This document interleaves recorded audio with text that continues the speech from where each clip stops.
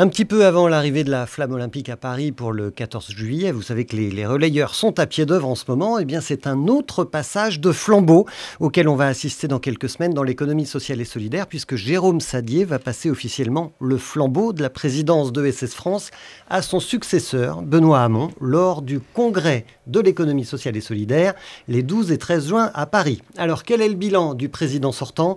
De quoi est-il fier? Que reste-t-il à construire? Eh bien on va lui demander directement. Bonjour à vous, Jérôme Sadlier. Bonjour. Alors, première question, vous avez fait 2 mandats à la tête de SS France, et donc de but en blanc, qu'est-ce qui va rester pour vous comme le meilleur souvenir de vos 2 mandats et demi quasiment à la tête de SS France? Écoutez, merci pour l'invitation. J'espère que c'est pas un testament pour le coup, mais juste un bilan. Absolument pas, juste un bilan. On va vous retrouver, on sait qu'on va vous retrouver.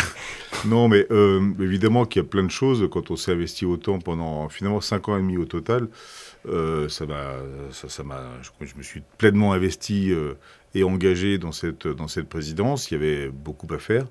Évidemment qu'il y a plein de choses qui vont me revenir à l'esprit, mais moi je crois qu'on a vécu collectivement, et puis évidemment à titre plus personnel, un moment fort au moment du congrès de l'ESS, le premier qu'on ait fait en décembre 2021. 2021. Au moment où nous avons adopté une déclaration d'engagement des entreprises de l'ESS, qui était, je crois, importante parce qu'il manquait un texte un peu politique qui dise quelles sont les finalités et les motivations de l'économie sociale et solidaire, en plus de ce que la loi avait donné, à savoir une définition juridique. Donc nous avons une carte d'identité politique depuis qui était adoptée à l'unanimité, et j'espère que chacun peut aujourd'hui s'en revendiquer fièrement. Ça veut dire que c'était important à l'époque de dire qui on est, à quoi on sert, pourquoi on est là, qu'est-ce qu'on fait ensemble. Exactement, parce que ça n'existait pas, à vrai dire. En tout cas, pas sous cette forme-là. Voilà. Et puis, moi, j'ai vécu un moment fort, mais c'est pas si vieux que ça. C'était à Niort. Vous étiez là, Frédéric. Absolument. À cette table ronde 30 janvier. SS de Niort, je cherchais la date. 30 janvier ou 1er février, l'un des deux. Non, je crois que c'était fin janvier. Et en fait, cette table ronde était, vous l'avez dit d'ailleurs vous-même, assez... nous devions préparer, certes, mais on s'est retrouvés avec Éric Chenu, Claire Toury, Marion Lelouvier et Benoît Hamon. Donc les représentants de plusieurs familles de l'ESS. Plusieurs familles, c'était la première fois en fait qu'on était en fait ensemble dans une table ronde comme ça. Et puis il s'est passé un truc. Voilà. La salle était comble par ailleurs, et il s'est passé un truc qui a montré en fait la cohésion. C'est d'ailleurs à cette occasion-là la première fois que j'ai dit nous sommes en fait une seule famille. Et je crois que ça faisait sens. C'était le produit finalement de plusieurs mois en fait de combats en commun sur certains sujets, de meilleures connaissances réciproques les uns les autres, et puis d'envie d'agir ensemble. Et ce moment-là, à Niort, a été, je crois, un moment extrêmement fort. Je crois que c'était vécu d'ailleurs comme ça. De toute façon, on sentait sur scène que dans la salle, il y avait, je sais pas, ça vibrait, il y avait pas aucun bruit d'ailleurs, hein, mais il y avait une tension très forte, il y avait une écoute extrêmement oui, parce dense. qu'il y avait aussi une volonté de projeter l'ESS sur des enjeux qui n'étaient pas des enjeux de promotion corporatiste de l'ESS. C'était une vision de la société, une ambition politique également dont nous parlions, les enjeux démocratiques qui étaient devant nous. Ça nous a beaucoup fédérés pendant ces quelques moments. D'ailleurs, je crois que c'est Claire qui a lancé la grenade du débat en fait sur ce sujet-là. Elle est très forte. Claire Toury, du mouvement associatif. Oui. Et voilà, c'était un grand moment. Et puis après, évidemment, dans toutes ces années, moi j'ai rencontré plein de gens dans les réseaux, à Paris, dans les territoires. Pas qu'en France, en Europe, à l'international. Donc forcément qu'il y a plein de rencontres, mais c'est pas derrière moi pour le coup, ça continuera. Alors en quelques années, Jérôme Sadlier, vous avez structuré ESS France. Le vieux CNCRES a disparu. Les chambres régionales de l'économie sociale et solidaire, les CRES, ont trouvé leur place au sein de ESS France, et vous avez fait se rencontrer ces différentes familles de l'ESS pour en faire, vous venez de le dire, une seule et même famille, une grande famille de l'ESS. Est-ce que c'est ça qui vous rend le plus fier finalement ? Oui, sans doute, même si objectivement c'est quand même un travail qui est d'abord collectif. Et moi je veux quand même remercier au passage, parce que pas l'occasion de beaucoup le faire, mais ceux qui ont travaillé avec moi, parce que l'équipe de SS France aujourd'hui, quand j'ai commencé, il y avait 2 personnes. Voilà. Aujourd'hui, l'équipe de SS France, c'est 17 personnes, et puis des stagiaires que nous accueillons, ou des alternants que nous accueillons régulièrement. Et c'est eux qui ont fait que ce soit une réussite, à vrai dire, en plus de l'énergie que j'ai pu mettre, évidemment. Mais sans leur travail, il n'y aurait pas eu toute la production que nous avons pu faire, il n'y a pas eu toutes les prises de position qui ont été les nôtres, il n'y aurait pas eu le travail de prospective, il n'y aurait pas eu les événements que nous avons créés. Demain encore, on a un webinaire sur les institutions européennes qui rassemblera plus de 150 personnes à ce jour, le congrès bientôt, évidemment. Donc c'est aussi le travail d'une équipe, forcément, l'équipe de collaborateurs de ESS France, et puis c'est aussi le travail politique fait avec les différents représentants des familles de l'ESS, des réseaux d'acteurs de l'ESS. Et je ne sais pas si c'est une fierté ou une satisfaction, mais en tout cas, le fait d'avoir eu un soutien sans faille, en fait, pendant toutes ces années de la part de tout le monde, pour moi, a été un moteur essentiel. Et aujourd'hui, peut-être au moment, effectivement, où on en est au bilan, oui, c'est une forme de fierté qui correspond à mon tempérament sans doute aussi. Je peux être bagarreur, mais je suis d'abord un unificateur et un conciliateur. C'est pas toujours simple de trouver le point d'équilibre entre tout le monde sur des sujets qui sont d'actualité, ou des options politiques peuvent aussi parfois être très prégnantes en fait dans les prises de position qui peuvent être les nôtres, la relation au pouvoir public, et puis nos familles n'en font peut-être qu'une seule, mais néanmoins nos histoires sont différentes en fait, et parfois nos finalités sont différentes aussi. Donc ma fierté, c'est d'avoir rassemblé tout le monde essentiellement, oui. Alors il y a une chose dont vous n'avez pas parlé et que vous avez fortement porté pendant la dernière élection présidentielle, c'est ce projet de République de l'ESS. Qu'est-ce qu'il est devenu, ce projet ? La République de l'ESS, ça devait notamment aboutir à cette déclaration d'engagement dont j'ai déjà parlé. Donc, ce processus contributif a permis, à partir de tout le travail qui était fourni par pas mal de gens, j'ai plus en tête le nombre de contributions que nous avions reçues, de rédiger ce texte, déclaration d'engagement des entreprises de l'ESS. C'est déjà un acquis. Donc l'aventure est terminée pour la République de l'ESS ? Non, je ne cache pas que dans le contexte de l'élection présidentielle, il y avait aussi quand même déjà un sujet qui malheureusement n'a pas disparu, c'était le risque politique de l'arrivée de l'extrême droite au pouvoir. Voilà. Et le fait de revendiquer notre appartenance à la République, de revendiquer notre combat pour l'état de droit, et donc ce qui nous rassemble en principe en République, de revendiquer le fait que nos organisations déclinent ces principes et que nous y sommes particulièrement attachés et que nous ne laisserons pas faire n'importe qui à la tête de l'État dans le détricotage potentiel de cet état de droit, je pense que c'est un message important. Ce message, malheureusement, il est toujours d'actualité, et plus on se rapprochera de la prochaine échéance présidentielle, plus on redécouvrira l'importance d'appartenir ou de revendiquer la République de l'ESS. Alors on est à la veille aujourd'hui d'une autre élection européenne. Ça ne vous a pas donné envie de relancer cette idée de République de l'ESS au moment où l'ESS s'installe au niveau européen de façon un petit peu plus confortable? On entend parler un petit peu partout maintenant, dans plusieurs pays. Mais vous n'aurez pas échappé complètement qu'en Europe, il n'y a pas des républiques partout. Absolument. Et que les références à l'état de droit de façon républicaine, comme nous l'avons en France, n'est pas de la norme dans toute l'Union européenne. Ça n'empêche pas que nous avons un travail de plaidoyer qui est important, qui est d'ailleurs la déclinaison du travail fait par Social Economy Europe, qui n'a jamais été aussi représentative des États membres de l'Union européenne et des organisations de l'économie sociale et solidaire. Donc on a fait un travail de conviction auprès des pouvoirs publics et surtout auprès des candidats aux élections européennes. Le travail va surtout se projeter sur l'après-élection, en fait, parce que pour nous, ce qui va être important, c'est comment le Parlement européen va se saisir des sujets d'économie sociale et solidaire. Est-ce qu'il va reconstituer un intergroupe parlementaire qui joue un rôle moteur depuis 20 ans dans la reconnaissance de l'économie sociale? Comment la Commission sera constituée?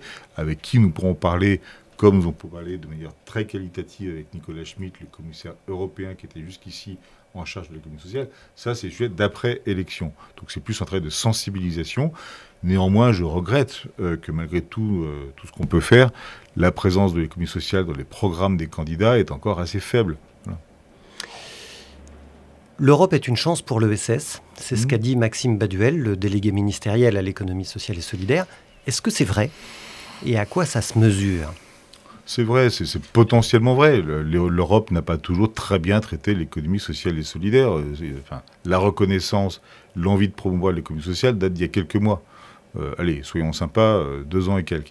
Donc l'Europe n'a pas toujours été une chance pour l'économie sociale et solidaire. À vrai dire, ce que nous représentons qu'entreprise à but non lucratif, entreprise démocratique, collective, va plutôt à l'encontre de la façon dont l'Europe s'est construite depuis une vingtaine d'années. Depuis la grande libéralisation européenne, à vrai dire, nos formes d'entreprise ont été marginalisées. Rangées dans des cases en fonction de leurs activités, nos statuts d'entreprise ne sont toujours pas reconnus comme ils devraient l'être. Nous n'avons pas de traitement, si ce n'est différencié, parce qu'on ne réclame pas, à vrai dire, des traitements différenciés, mais on doit juste être traités dans le droit commun. Certaines coopératives le sont, la plupart des autres non, à vrai dire. Donc nous demandons, nous, la normalité, en fait, rien de plus que ça, pas l'exception. Et c'est vrai que l'Europe n'a pas toujours entendu. Après, ce que j'ai eu l'occasion de dire à plusieurs reprises, en fait, l'Europe peut être une chance, ou l'ESS peut être une chance pour l'Europe, plus exactement d'ailleurs, si elle sert à réenchanter le projet européen. D'ailleurs, à l'époque, je ne sais pas si elle est bénie, on peut rester laïque en l'affaire, mais à l'époque où nous fondions énormément d'espoir sur l'Europe, à l'époque notamment de Jacques Delors, ce qui qualifiait le projet politique de l'Union européenne, c'était l'économie sociale de marché. Alors, ce n'était pas au sens économie sociale et solidaire comme on l'entend, mais dans une forme d'équilibre à trouver entre des finalités sociales et des finalités économiques. Nous représentons, je crois, par définition, cette forme d'équilibre entre ces finalités sociales, économiques et, je dirais même au-delà de ça, démocratiques. L'Europe est en panne en termes de projet, elle est en guerre pour partie par ailleurs, ce qui n'est pas rien. Et donc oui, réenchanter le projet européen, à mon avis, devrait s'appuyer sur l'existence de l'économie sociale et solidaire qui se développe partout en Europe maintenant. On est en train d'enregistrer des succès assez flagrants. Et je pense que voilà, c'est peut-être parfois dommage que ça reste un peu confidentiel. Par contre, si l'Europe reste sur une grande tendance à la libéralisation des marchés, je pense que l'ESS n'aura pas sa place dedans et ça sera bien malheureux. Alors revenons sur la France. Et surtout, pardon, excusez-moi, l'Europe, c'est pas la Commission européenne ou le Parlement européen seulement. L'Europe, ce sont les États qui la font aussi. Chaque gouvernement. Chaque gouvernement, sauront la jouer. Et donc, si on veut faire en sorte que l'ESS existe au niveau européen, il faut que chaque État permette des avancées. Et je dois noter que le gouvernement français n'est pas aujourd'hui au niveau, dans la mesure où, mais certes, il soutient la recommandation européenne, on verra ce qu'il en adviendra de sa transposition en tant que telle, sa mise en œuvre, mais au-delà de ça, quand on a un sujet comme en ce moment, la définition de la non-lucrativité en droit européen, à la faveur d'une directive transfrontalière sur les activités des associations, qui s'y oppose en Europe? Le gouvernement français. Voilà. Alors même que cette définition convient à tous les acteurs français, à tous les acteurs européens qui sont prononcés pour, la Commission est pour, et c'est la France qui s'y oppose au motif que si on favorise les mouvements de personnes, ça va faire courir des risques terroristes. Je pense que c'est pas sérieux, et là pour le coup c'est un coup négatif contre l'Europe. Maxime Baduel le sait bien. Alors, la passerelle est toute trouvée. ESS France porte le plaidoyer de l'économie sociale en France auprès des pouvoirs publics. Vous avez vu passer plusieurs ministres de l'économie sociale et solidaire durant vos mandats. Avec quel ministre l'ESS a-t-elle le plus avancé? Ce que je dirais d'abord, c'est que, en fait, depuis que je suis président de ESS France, en tout cas, il y a eu effectivement plusieurs ministres ou interlocuteurs gouvernementaux. Mais ce qui est un point négatif, c'est l'instabilité de la forme ministérielle. C'est-à-dire qu'on a eu des ministres, délégués, des secrétaires d'État, on a eu un haut-commissaire, parfois on a eu rien aussi. On nous a oubliés dans les annonces de composition gouvernementale. Oui, mais on nous a dit que ce ne sont que des titres, en réalité, ils font le travail. C'est ce qui nous répond au gouvernement. Oui, enfin, si on appliquait cette logique-là à d'autres secteurs gouvernementaux, je pense que ça serait très mal pris. Nous l'avons mal pris. Voilà. Donc, dont acte, les choses sont rétablies avec le retour d'Olivia Grégoire aux affaires, ce dont nous nous sommes félicités, parce que, pour répondre du coup à votre question, avec les autres acteurs de l'ESS, ce que nous avons apprécié avec Olivia Grégoire, c'est son franc-parler, son engagement à faire respecter ce qu'elle disait qu'elle allait faire, et c'est ce qui s'est vérifié en tout cas jusqu'au moment où on se parle. Donc cette interlocution était particulièrement de qualité avec Olivia Grégoire, effectivement, qui a eu pour elle par ailleurs la durée, ce que n'a pas eu Marlène Schiappa par ailleurs. Mais surtout la force, je suis convaincu de ça depuis fort longtemps, c'est que le fait d'être à Bercy est un avantage considérable pour l'économie sociale et solidaire. Toute autre forme d'organisation, jusqu'ici, n'a pas démontré sa pertinence. Marlène Schiappa était rattachée directement à Matignon. Oui, mais alors? D'accord. Le financement de l'économie sociale et solidaire reste un sujet. Et c'est pour ça que vous dites que c'est important que l'ESS soit à Bercy. Et vous avez réclamé une loi de programmation pluriannuelle pour financer le secteur de l'ESS. Où en est-on de cette loi de programmation ? On va pas très loin, peut-être pas à la programmation du tout d'ailleurs. Non, mais ce que nous avons demandé, c'est en cohérence avec ce que je viens de dire précédemment. Nous demandons de la constance à l'État et aux pouvoirs publics nationaux. On ne l'a pas, cette constance dans l'organisation, on l'a dit. On l'a, par contre, c'est vrai, dans la faiblesse des moyens consacrés à une politique publique de développement de l'ESS. Ça, il faut reconnaître qu'il y a de la constance de l'affaire. Et donc on s'est dit que si l'État partageait réellement nos convictions quant au fait que l'ESS est l'un des moyens, pas le seul, mais de favoriser une meilleure cohésion sociale en France, de favoriser des chantiers de transition écologique, d'aller chercher de nouvelles façons de se réapproprier une forme de souveraineté industrielle, etc., il faut investir. La vérité, c'est qu'il y a plein d'outils d'investissement qui existent pour l'économie conventionnelle, facilement accessibles. Or, quand nous, on demande à bénéficier des mêmes dispositifs, ce n'est toujours pas possible. France 2030, c'est 0 pour l'ESS, sur, je ne sais plus combien, 54 milliards d'euros, me semble-t-il, ou 58.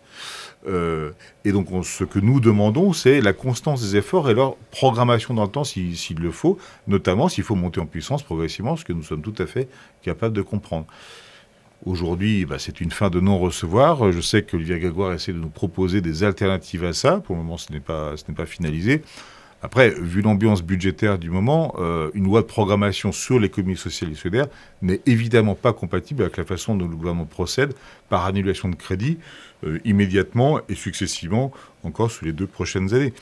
Ça sera évidemment pas compatible, sauf parce que le gouvernement décide, pour le coup, de défavoriser certains secteurs de l'action gouvernementale par rapport à l'ESS, ce dont je doute un peu. Alors, votre successeur, Benoît Hamon, il va être sur la même ligne que vous. De toute façon, vous vous connaissez bien. Vous avez été son directeur de cabinet lorsqu'il a porté la loi ESS en 2014. Il a déjà dit, pendant qu'il faisait campagne pour vous succéder, qu'il voulait donner à l'ESS la reconnaissance qui lui manque, essaimer des bonnes pratiques et engager le changement d'échelle de l'ESS. Alors évidemment, on ne va pas le prendre du tout comme une critique de votre mandat, parce que vous vous connaissez très bien. Ça veut surtout dire qu'il vous a manqué du temps. Et j'aimerais savoir ce que vous estimez que vous n'avez pas pu accomplir pendant vos 2 mandats. Est-ce que vous avez des regrets ? Je ne sais pas si des regrets ou de la frustration, à vrai dire, à certains égards. Les regrets, c'est quand moi, je dirais que le regret, c'est parfois de ne pas avoir été suffisamment entendu. Voilà. Notamment auprès du gouvernement, mais pas que, auprès d'autres types d'acteurs, notamment parapublics, banque publique notamment, etc. Mais ça c'est le regret, parce qu'on se dit, moi, j'aurais tellement aimé convaincre en fait mes interlocuteurs que fallait vraiment parier sur l'économie sociale et solidaire.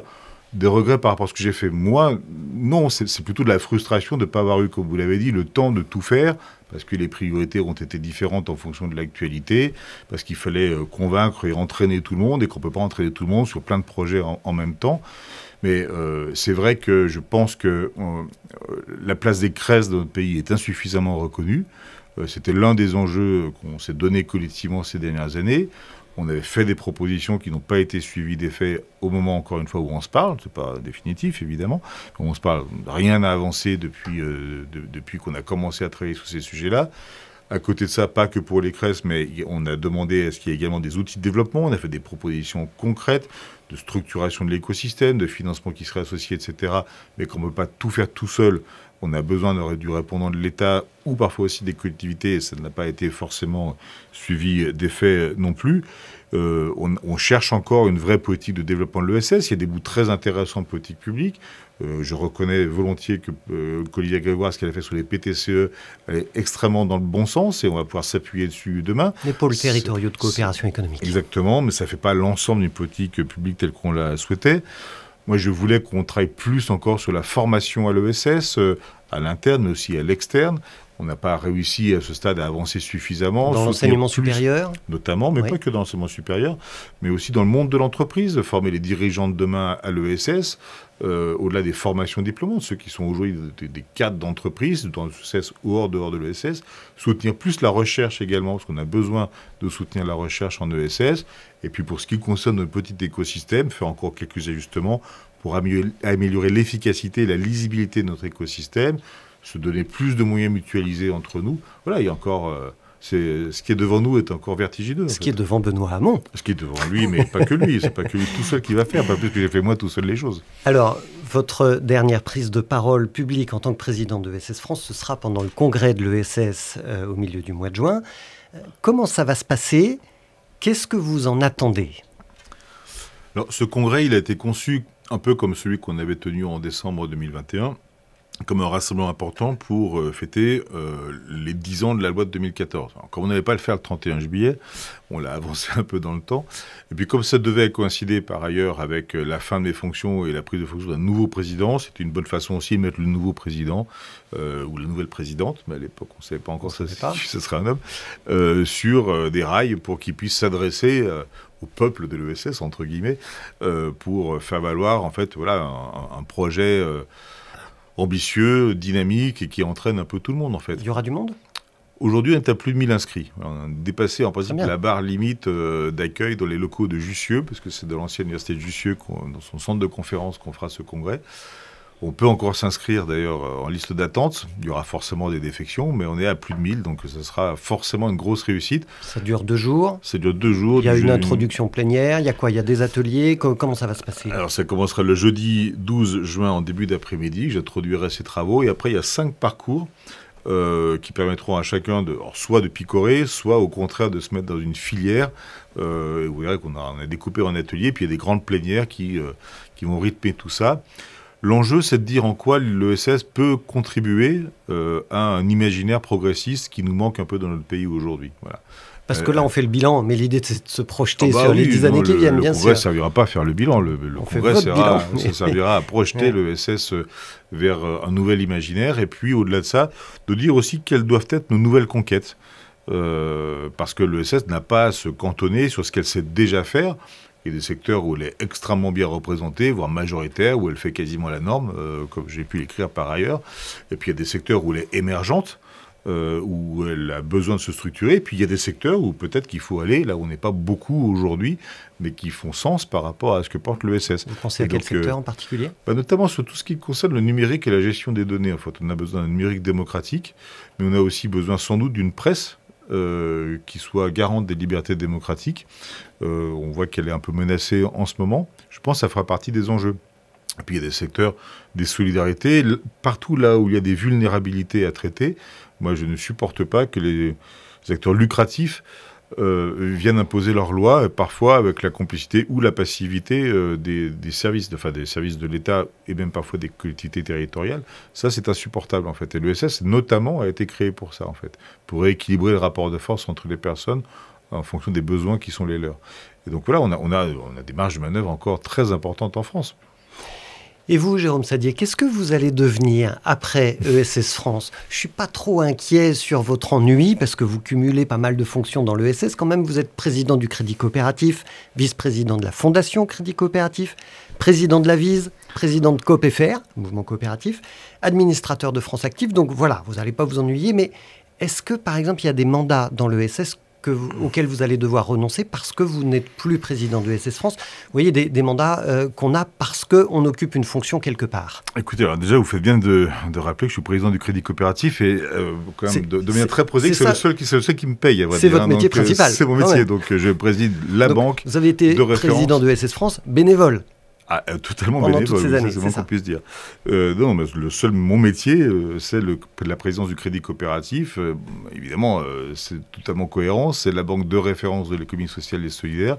Et d'ailleurs, on a un plein projet stratégique du Crédit Coopératif qui va devoir évoluer aussi pour répondre toujours mieux aux attentes de ceux qui croient à cette forme d'économie, sous la forme ESS, et puis peut-être aussi au-delà de l'ESS, à vrai dire, parce qu'on a vocation à polliniser le reste de l'économie. Donc c'est mon métier, c'est mon activité principale, et je compte bien continuer à m'y consacrer pleinement, ce qui fait que je verrai de cette façon-là, quoi qu'il arrive, rester dans le paysage. À côté de ça, je reste président de la famille coopérative, CoopFR, qui fait à toutes les coopératives françaises, et de la VISE, l'Agence de développement de l'économie sociale et solidaire. Mon mandat prendra fin ou pas l'année prochaine, en tout cas, et son échéance l'année prochaine. Et puis, ce que je vais abandonner, oui, c'est Social Economy Europe, qui était un mandat qui était lié à ma présidence de l'ESS France. J'aurais pu continuer, à vrai dire, mais j'ai souhaité d'abord être un peu cohérent avec moi-même. J'ai décidé de réduire un peu la voilure pour me concentrer sur un peu plus, enfin, moins de mandats. Et puis d'autre part, ça me semblait important que, parce que Benoît Hamon constitue son équipe autour de lui, que les sujets européens ne soient pas préemptés par mon envie de rester à tout prix. Comme le renouvellement se déroule là en juin à Social Economy Europe, c'était l'occasion de passer la main aussi. J'étais vice-président, je ne serai plus représentant de ESS France à Social Economy Europe. Ça sera quelqu'un d'autre, j'espère, qui sera élu.